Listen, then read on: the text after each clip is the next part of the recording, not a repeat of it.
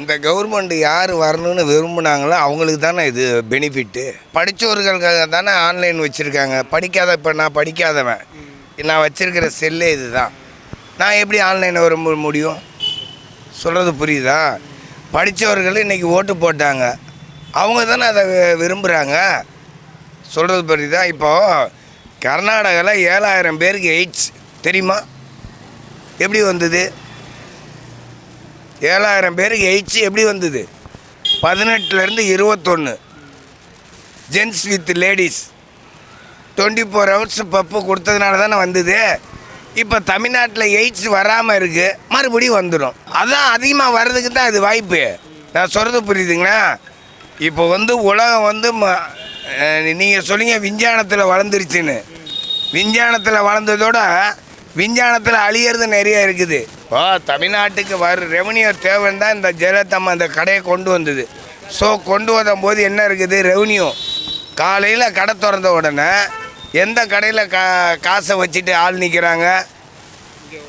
இது ஒரு இடத்துல தான். மறுநாள் காலையில் பேங்க் அது போகுது. இப்போ ப்ரைவேட்டு கொடுத்துட்டாங்கன்னா நீங்கள் ஆன்லைன் என்ன அதிகமாக ஆகிடும். ஆல்பர்ட்டில் போய் பாரு, ஆல்பர்ட் ஒயின் ஷாப் பக்கத்தில் காலையில் 12 மணிக்கு போ. படத்தில் கூட அப்படி டிக்கெட் வாங்க மாட்டாங்க, அது மாதிரி நிற்கும் அந்த ஒயின் ஷாப்பில் 12 மணிக்கு. சொற்று அவங்களே தூக்கிடுவாங்க எல்லாமே. அதனால் ஆன்லைனில் வாங்காதது படித்தவங்க தான். படித்தவங்களுக்கு அறிவு வளருதா அறிவு போகுதான்னு தெரியல. முந்தாணி முடிச்ச படத்தில் எம்ஜிஆர் சொல்லுவார், 200வது நாள் அவார்டு கொடுக்கும்போது பாக்யராஜ் ஒரே ஒரு சீனில் அந்த கனவு பாட்டுக்கு இப்படி எடுத்தால் பிற்காலத்தில் இளைஞருடைய எதிர்காலம் என்ன ஆகுன்னாரு. அது இப்போ நடந்துருச்சா? நம்ம எம்ஜிஆர் 200வது நாளில் முந்தானி முடிச்சில் சொன்னது எம்ஜிஆரே சொல்லுவார், இவ்வளோ கவர்ச்சியமாக எடுத்த பாக்யராஜ் நினச்சி நான் வேதனைப்படுறேன். ஒரு பக்கம் இந்த படம் ஓடுறதுல சந்தோஷப்படுறேன்னாரு. வேதனை பெருசா சந்தோஷம் பெருசா? வேதனை தான் பெருசு. பின்னாடி இளைஞர்கள்லாம் கெட்டு போயிடுவாங்களே, என் மனம் வேதனையாக இருக்குன்னு. இன்றைக்கி கெட்டு போயிட்டாங்களா இல்லையா? குடிக்காதவன் 10 பேர், குடித்தவன் 90 பேர். சரக்கும் கவர்மெண்ட்டு கொடுக்குது, அதே கவர்மெண்ட்டு போதைன்னு பிடிக்குது, 10,000 வாங்குது. ஆக மொத்தம் வருமானம் எங்கே போகுது?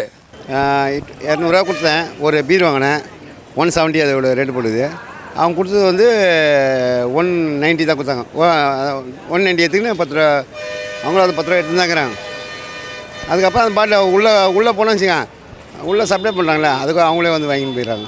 சர்வே புக் பண்ணலாம் சொல்கிறாங்க, ஆனால் நம்ம தான் போய் வாங்கணுன்றாங்களே. அது எதுக்கு? அது நம்மளே போய் கடையில் வாங்கிக்கலாமே, எதுக்கு அதை புக் பண்ணிவிட்டு ஆன்லைனில் பண்ணின்னு எதுக்குன்ற வேஸ்ட் தானே? உண்மையாக என்ன?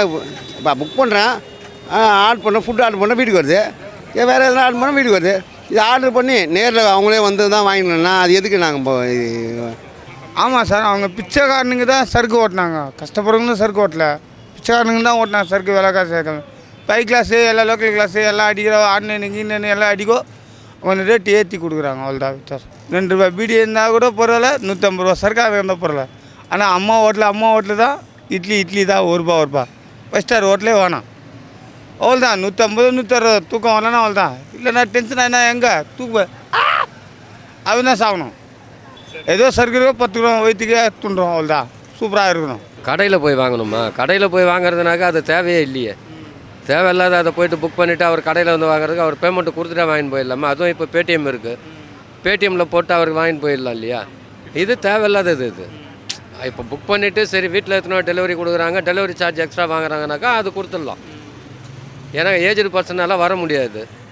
இப்போ பையன்கிட்டயோ அவர் பையன்கிட்டயோ இல்லை அவர் வீட்டில் டாக்டராக இருக்கும், டாக்டர்கிட்ட சொல்லியம்மா எனக்கு கொஞ்சம் வாங்கிட்டு வந்து கொடுமானாக்கா அது முறையாக இருக்காது. அது பையனாக இருந்தால் கூட பையன்கிட்ட சொல்லலாம், பொண்ணுக்கிட்ட சொல்ல முடியாது. இல்லை ஃபோனில் மோஸ்ட்லி இன்றைக்கி பார்த்தோன்னாக்கா நான் ரோடு பெருக்கிறவங்க கிட்டே கூட வந்தவங்களுக்கு டச் ஃபோன் தான், அதுவும் ஆண்ட்ராய்டு தான். அது ஒரு சிலர் தான் அந்த மாதிரி இருக்காங்க. பட் இன்றைக்கி இப்போ ரோடு பெருக்கிறவங்க ஃபுல்லாகவே ஆண்ட்ராய்டு தான் வச்சுருக்காங்க.